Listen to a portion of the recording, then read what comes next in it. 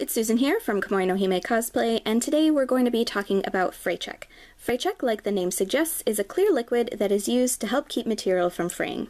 If you're using Fray Check for the first time, one thing to keep in mind is that you will need to use a pair of scissors to trim off the tip of the applicator so the liquid can come out.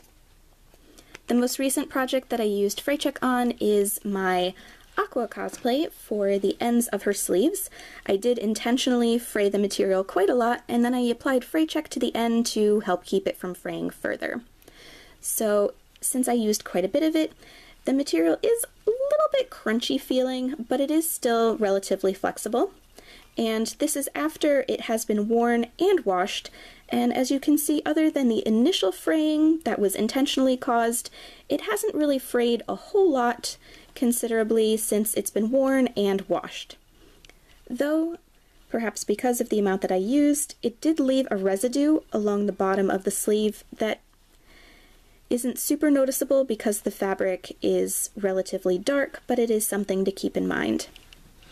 Also, if you're using Fray Check, be sure to read the safety precautions on here.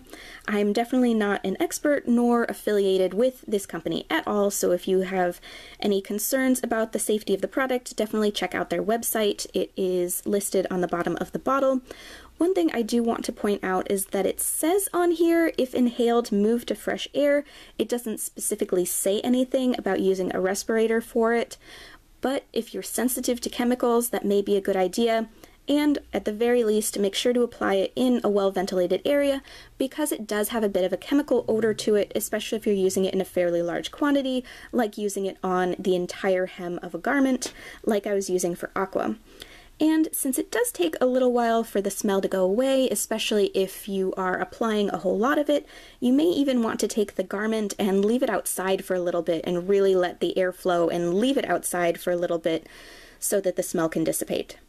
But despite all this, Fray Check is still something that can be useful to have on hand for a project, so I wanted to make a video explaining it in a little bit more detail. I hope you found this video helpful.